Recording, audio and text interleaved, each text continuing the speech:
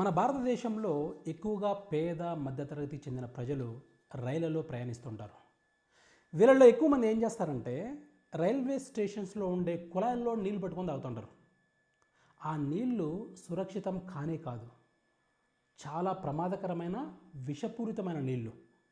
ఎందుకంటే ఆ నీళ్ళల్లో ఈకోలి అనే ఒక ప్రమాదకరమైన బ్యాక్టీరియా ఉంటుంది.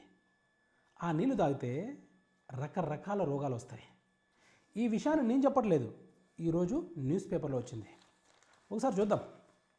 రైలు ప్రయాణికులకు మెరుగైన సదుపాయాలు కల్పించేలా రైల్వే శాఖ పలు నిబంధనలను రూపొందించింది. అయితే ఈ సేవలను సక్రమంగా అందించడంలో రైల్వే జోన్లు విఫలమవుతున్నాయని కంట్రోలర్ అండ్ ఆడిటర్ జనరల్ అంటే కాగ్ ఈ నెల 12న పార్లమెంటుకు సమర్పించిన నివేదికలో ఆక్షేపించింది.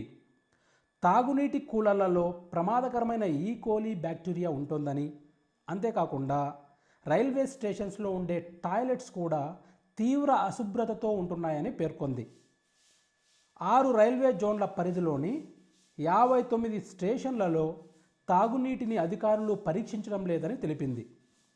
తాగునీటిలో ఈకోలి బ్యాక్టీరియా ఆనవాళ్లు కనిపించిన వాటిల్లో దక్షిణ మధ్య రైల్వే పరిధిలోని హైదరాబాద్ రైల్వే స్టేషన్ కూడా ఒకటని వెల్లడించింది.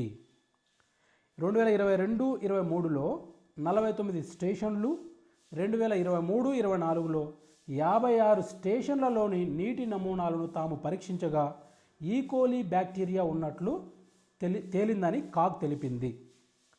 తనిఖీలు నిర్వహించిన మొత్తం 512 స్టేషన్లలో 89% అంటే 458 స్టేషన్లలో ప్రయాణికులకు కనీస సదుపాయాలు కూడా లేవని వెల్లడించింది.